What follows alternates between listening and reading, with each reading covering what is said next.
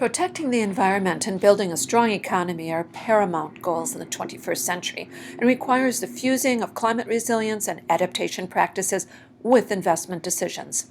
The presentation will focus on the emerging research and the known practices for financing climate resilience and adaptation nationally, highlighting three areas: increased demand for climate resilience products and services, increased supply of climate adaptation products and services, and a de-risked opportunity for investors. Let's shift the economic lens to financing resilience climate change nationally. The facts and figures on the slide produced by NOAA, the National Oceanic and Atmospheric Administration, are both daunting and unsustainable. From 2017 to 2019, the United States experienced 44 weather events at a cost of $3,569 deaths and $460.8 billion. In 2020, there have been 22 weather events and losses exceeding $1 billion each.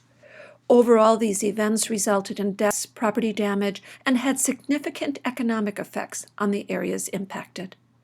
Establishing a response based merely upon bailout strategy to climate changes has been costly, making it difficult for government to accurately project future costs beyond the loss of human life and property. Bailouts result in cuts from infrastructure, education, and healthcare, and create a spiral of borrowing and increased taxes to cover financing costs. Inevitably, the burden will fall on the next generation. These statistics underscore the urgency driving the world to find answers on balancing investments with the risk of climate financing. Generating hope in the last decade is the growth in both technological innovation in the areas of mitigation and adaptation, and also establishing partners in the funding process. According to the Brookings Institute, predicting economic impact is uncertain, and the effects of climate change will not impact all regions of the United States equally. Some counties are presently struggling economically and will be hit the hardest by climate impacts. Counties with more prosperity are located in the Northeast, Upper Midwest, and Pacific regions. It is estimated that 2 million homes are at risk of being underwater by 2100, with half of those being in Florida, Louisiana, North Carolina, South Carolina, and Texas.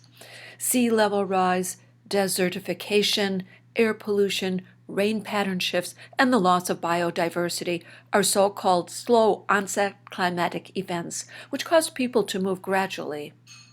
Yearly, however, sudden onset events such as flooding, forest fires, after droughts, and intensified storms cause displacement and drive migration. The exodus of 1.5 million victims after the 2005 Hurricane Katrina was the largest in the United States since the Dust Bowl of the 1930s. 40% of these displaced citizens were unable to return to their pre-Katrina homes. 25% moved 450 miles away, and another 25% moved 830 miles away.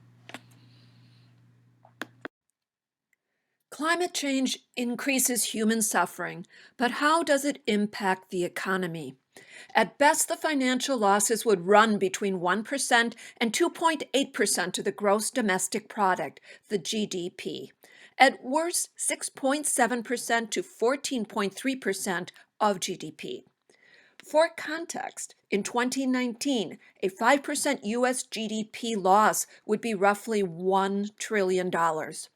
Globally and nationally, the impacts of climate changes are diverse, ranging from labor shortages to energy demands and the destabilization of national security. It is cited by the Brookings Institute that climate change will drive more competition globally for both food and water. In addition, as displaced refugees move into urban areas, the demand for energy will grow 66% by 2040. According to the Pentagon in a report from the National Academy of Sciences, a 3-foot rise in sea levels will threaten the operation of 128 United States military sites. Experts have also linked climate and terrorism, noting that the decline of pastoral livelihoods and agriculture in Africa has been connected to an uptick of recruiting strategies by Al Qaeda. The ramifications of climate change reverberate across wide spectrums of society.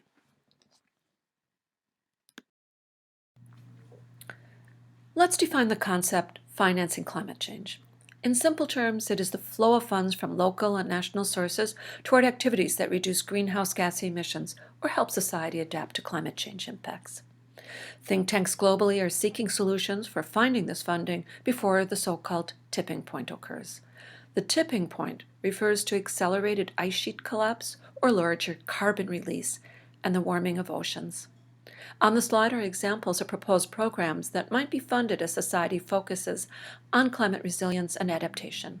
The programs range from the development of incentives designed for decarbonizing the economy, the management of air pollutant emissions, the use of sustainable energy resources, the building of sustainable waste management, the establishment of standards and strategies for building durable and flexible infrastructure, etc.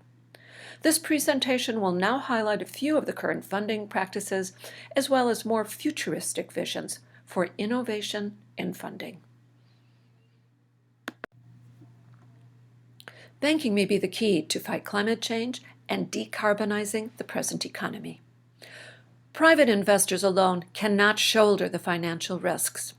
According to the publication Yale Insights, which conducted an interview with the Coalition for Green Capital, green banking has arrived on the scene nationally. In the last decade, 14 green banks, whose sole intent is to fund green infrastructure, have emerged in the United States. Globally, some countries have developed a national green bank system. These banks fund projects to reduce greenhouse gas emissions via public, private, and philanthropic funding. For each dollar funded by the public, a private investor has invested over $3. Via this process, the United States has seen $3.67 billion worth of green energy investment through 2018. The Connecticut Bank is an example for financing new markets. Many businesses wish to retrofit a business for energy efficiency or upgrade their power source to clean power, but lack the resources. The financing of the Connecticut Bank is a process by which a lien is placed on the existing building via the local tax collection procedure. Consequently, banks incur lower risk, resulting in lower interest rates or a longer-term agreement for the business wanting to upgrade and retrofit their business to become energy efficient. This pilot has proven financially viable, lowering greenhouse gas emissions and energy costs for businesses. Long-term savings are achieved for businesses as well as profits for lenders. Over 2 decades, U.S. carbon emissions have fallen 14%, while economic output has grown by 16%. Let's applaud this feat. Long-term savings are being realized, which is an additional goal of reducing carbon emissions. How is this win-win scenario accomplished? Since the 1960s, there has been a shift from vertical drilling to improving methods for horizontal drilling, which drills at an angle and can potentially access resources under parks, lakes, and populated areas. Horizontal drilling and advances in low-cost wind and solar are driving carbon intensity, lowering carbon emissions while strengthening the economy. The International Renewable Energy Agency report found that solar and onshore wind are the cheapest energy sources in 2020. Since 2010, onshore wind has fallen by 25% and solar by 73%. Natural gas is the cleanest fossil fuel, producing half as much carbon pollution as coal, 1/3 less than oil. Currently, natural gas is an excellent bridge as we move to renewable power sources and lower carbon fossil fuels, such as biodiesel fuel. Carbon intensity, fewer carbon emissions, increased economic output. Now that is a reason to celebrate. Jobs and low energy cost will drive a robust economy. U.S. energy intensity is defined as energy consumed per dollar of gross domestic product, GDP. It has been falling both in times of economic expansion and contraction. This means the energy consumed per dollar has fallen and the economy has grown, even as energy use has fallen. Indicators show that the cost of converting energy into economic output and monetary gain is costing less. According to the U.S. Energy Information Administration, EIA, people are saving on energy. Lighting is just one example. Uncountable commercial and public spaces draw on energy for heat and lighting. However, the amount of energy used for lighting decreased substantially with the adoption of more efficient lighting technologies that have become increasingly economical. As referenced in the slide, in 2012, lighting used 10% of the total site energy consumed by commercial buildings compared to 21% in 2003. That is a remarkable decline due to technological advances in energy conservation and funding for resilience. On the national level, the Miami Mayor Thomas Regaldo was not an advocate for climate resilience. His re-election campaign in 2013 messaged pragmatism to the taxpayer's pocketbook. He was quoted, "Keep taxes down, reduce the size of government, fix the street, pick up the garbage."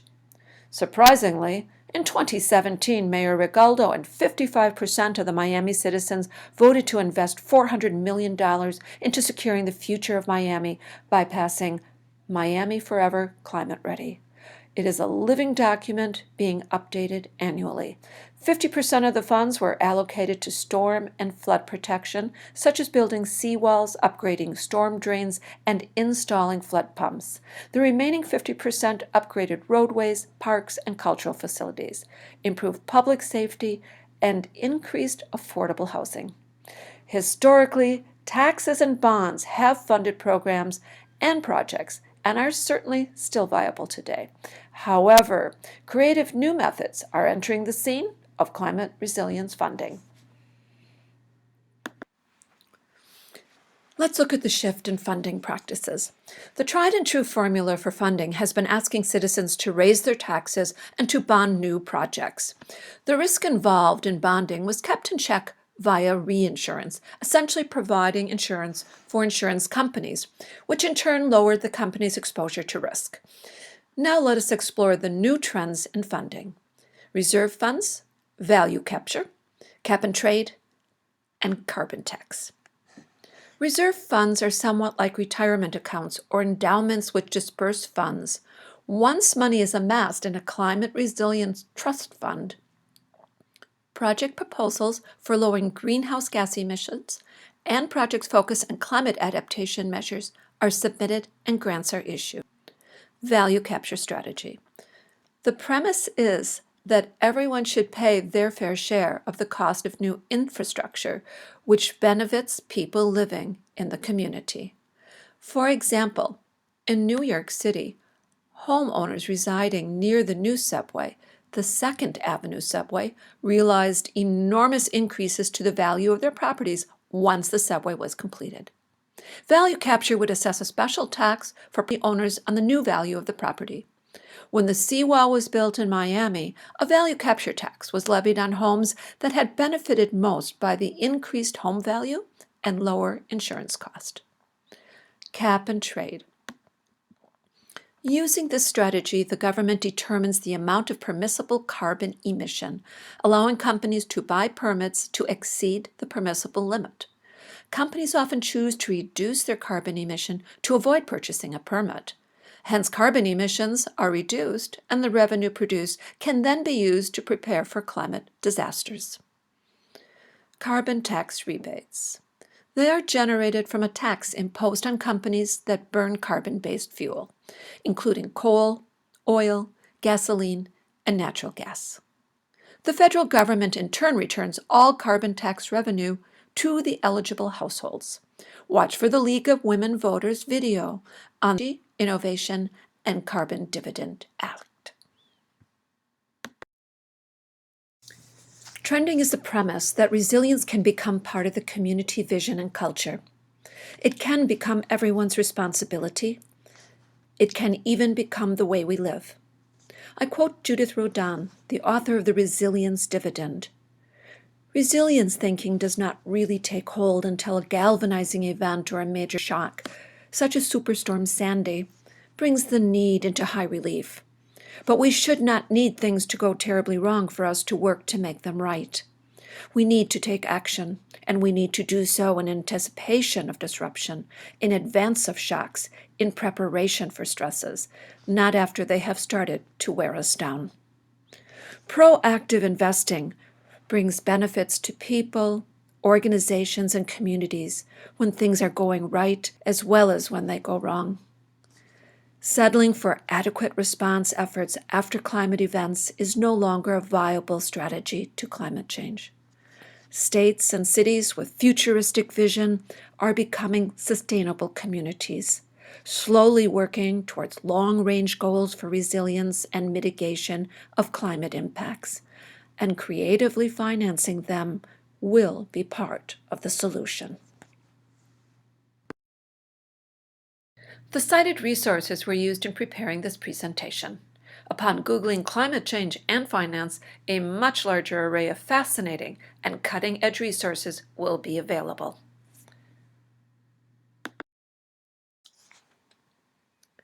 Thank you for participating in the League of Women Voters series on climate change preparedness and resilience. We encourage you to watch additional informative presentations in the series, such as Financing Climate Change Preparedness and Resilience Locally, with a financial lens upon Wisconsin and the Fox River Valley.